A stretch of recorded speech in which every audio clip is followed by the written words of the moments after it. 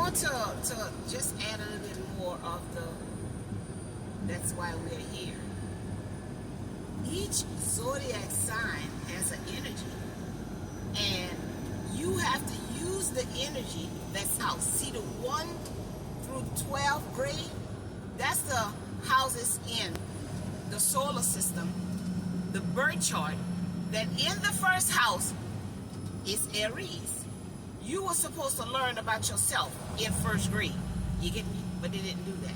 See, that's why they put school in place, to take you away from knowing yourself. The first house is you. The ones. Uno. Solo. You get me? You got me? So they put you in school so you would never know but you, because you're in school with other people. The second house is your value and worth. You see? They didn't teach us that in school. To love ourselves no matter how we are. You see, they would have taught us to know ourselves first of all, and to love ourselves secondly. We wouldn't have all of this transgender bullshit and identity problems and self-worth issues, and you get me, you got me? Because we would have been taught to have a strong sense of self, a strong foundation in self, a self-identity.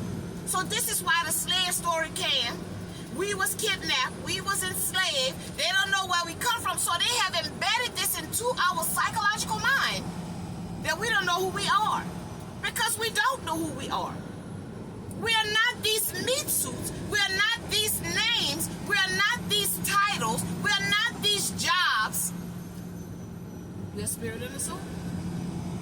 You are experiencing being a driver, a DJ, a nurse, a lawyer, a police officer, a cook, a chef, a singer, a dancer. All of those things are experiences.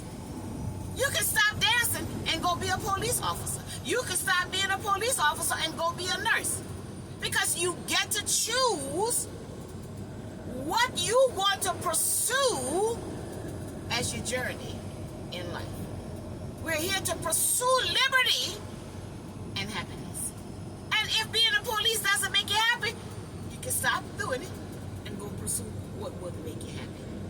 So the third house is connected. You got to go look at it. What does the first house mean in astrology? What does the second house mean in astrology? What does the third house mean? And so on up to the 12th house. And so if you got Taurus in the first house, that means you must use Taurus energy in the first house, which is grounded, earth, practical, like nice things, food. And you might be using the opposite of that, you know. If you got Aries in the second house, that's your value and worth. You got to be fiery about letting people know, I know who I am, and do not come. If you got air sign in the fourth house, that's connected to mother, the family. The mother might be trying to shut down your thoughts of what you're thinking. That's why a lot of people projecting themselves into the world, because they had thoughts, their gifts was coming out. But the programming is, do what the narrator said, who was the powers, and not what you think and not what you feel. They shut down us from thinking for ourselves. What is that, a damn owl or crow? And it stopped us from feeling all of the different feelings we were feeling. But they truly wanted us to fear fear all the time. It was no problem for us to feel fear. But anytime somebody wanted to feel any other feeling that will come up, people in our lives will shut that down. You see? Because that's how the program is started. We allowed people outside of ourselves, even the mother, the father. See? All of this respect the elders. Well, guess what? In order to respect, people got to know what it means to be respected. So parents have asked the children to give them something that they didn't give the children. So they taught them indirectly to never have respect for themselves, to demand respect from others. You see? Because it always had to be for the parents. So they're telling the children, I can only get respect when I have children. You see? I got to go through life. And what if life don't give them any children? Now they go through life all of their life, not knowing how to get somebody to respect them. It comes when we teach it. Whatever you want from someone, you must give that person that. And if you're giving somebody something that they're not giving you, you are only hurting yourself. Because that person knows they're not exchanging the energy. So now that person is using this for their personal gain, because everybody knows it's a natural instinct that we must interact with each other. We cannot survive without interaction. People die from not having connection. People get depressed from not having connection. That's a natural thing for us to connect with humans. That's a natural thing. You cannot live all of your life without connection to something that is alive. If you can't get a person to come into your life, guess what? People are going to buy a cat or a dog. They're going to get something that got life force energy in it. Because you will not be able to stay here without connection to life. No matter what the life is. Even if people decide I would just want to travel the world and hug trees. See, that's that knowing that everything is alive is there. Okay? So I went on a tangent away from what I was saying about the astrology, but again, I let the Holy Spirit say just what needs to be seen. You heard me? Don't miss that. Astrology is whatever's in those houses, 1 through 12. That's the energy you must use. That's the energy you must conquer. That's the energy you must change. I don't know your birth chart. You gotta learn it. You get me? You got me? I have, I'm just using it as an example, Neptune in my 4th house. And Neptune is a higher octave of Venus. And Neptune is illusions and dreams and, so imagination. We can see how, in my case, me and my mother didn't have no close relationship. She didn't know how to bond with us in a loving way, but her mother didn't bond with them in a loving way. So see, that cycle repeated.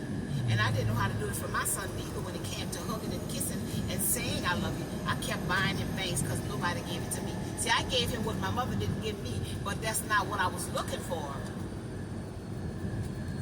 when I gave him that. I thought that that's what was missing from me and my mother's relationship. But because I never had love, hugs, kisses, and was told love, I thought it was things that she wasn't giving me was the reason why I was feeling it. But it was the connection, mother-daughter connection that I was missing. And so by me not knowing it, because I never experienced it, I looked at we didn't have a lot as that was the reason why my mother and I didn't have a good relationship, because she didn't have my dad in her life, and she had to do it by herself. So we didn't get a lot. We didn't have a lot. So all the while, that was not the case. I could have been okay with nothing because I learned that now. It's okay to have less. Because when you have more, you got more stress.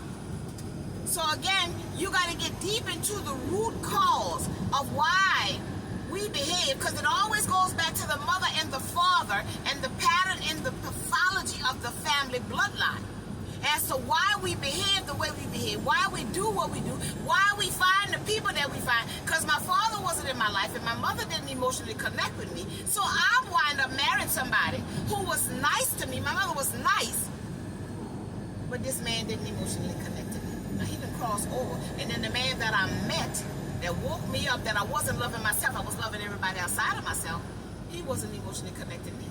So you see the pattern? I kept following and chasing that energy that my mother and father showed me or projected onto me by their actions, because that's all I can go by.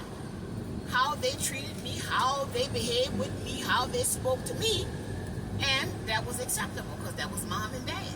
So I went through life with that, looking for these types of people, my mom and dad.